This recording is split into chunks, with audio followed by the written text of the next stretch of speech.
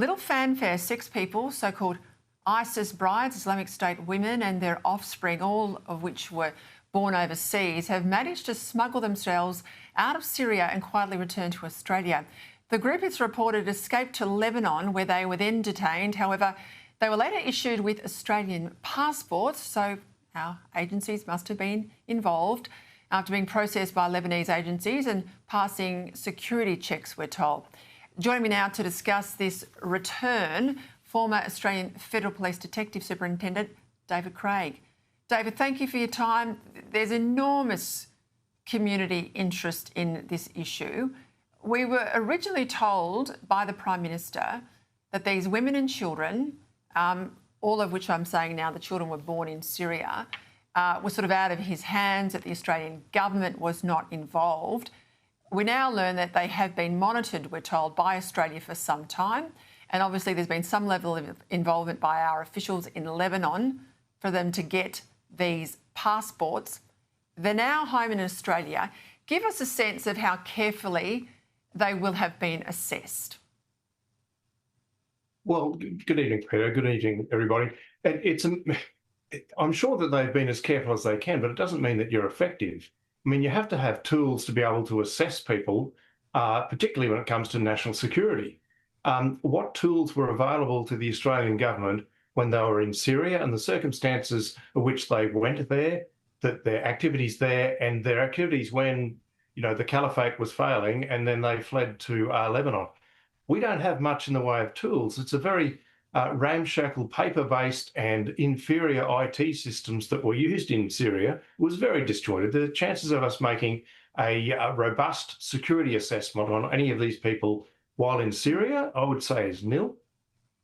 We've probably made the best assessment we can while they were in detention in Lebanon. However, that's a very, very different circumstance to coming back and living in a free society like Australia. You can assess murderers in jail who come across as quite decent people, but it's when they change their environment, then the circumstances change. What about the risks that these children have never grown up in Australia? They've never been exposed to anything other than likely radicalism. Certainly in the camps, we're told that happens on a routine basis. I'm not saying they are radical, but they've certainly had exposure to that. And we know how quickly that can change a young person in the online environment, let alone living in this environment physically. But these women, let's debunk this idea that they were just dumb innocents who fled overseas for a little bit of adventure. They were told not to go, they knew not to go. They went out of their way and very cleverly got themselves not only overseas, but found themselves all the way into the absolute epicentre of Islamic State. They will have seen and potentially done things, David, that would shock Australians. 100%, Peter. I think what you're saying is correct. Look, there's nothing to say that all these people are radicalised, that's for sure. But you can look at it comparatively. In Afghanistan, with our own troops, who were on the good side, by the way, we have had trouble for them to reintegrate back after short terms in a war zone, coming back to Australian society. How can you simply go from some working within or being a part of or associating with Islamic State to coming back to Australia and not posing any threats or adjusting to Australian values without any issues? I think it's a very slim risk that there won't be some issues falling out from this.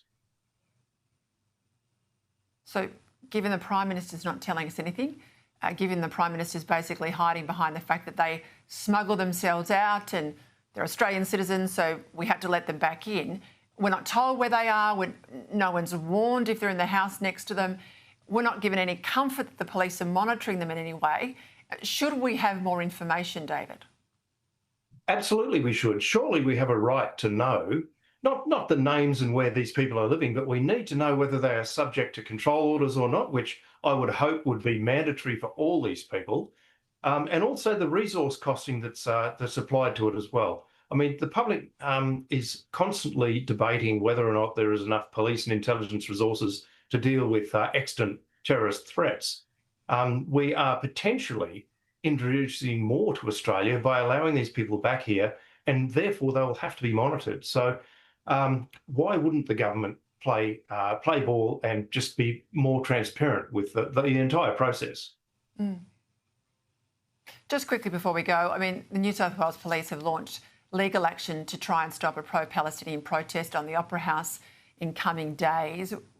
Surely that's the least we should expect given the timing of events.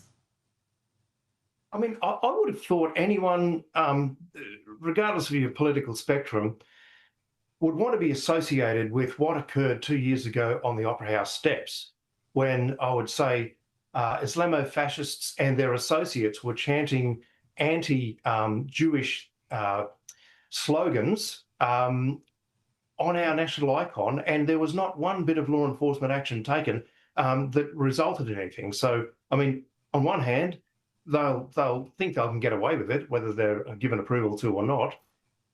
And secondly, why would you want to be associated with something so abhorrent as that? It just goes to the mentality of these protesters.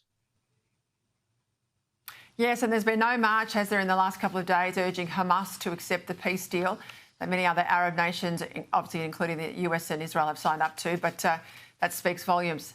David, thank you for your frank and honest conversation with us tonight. You're giving us what our government certainly is not. Thank you, David Craig there, former AFP superintendent.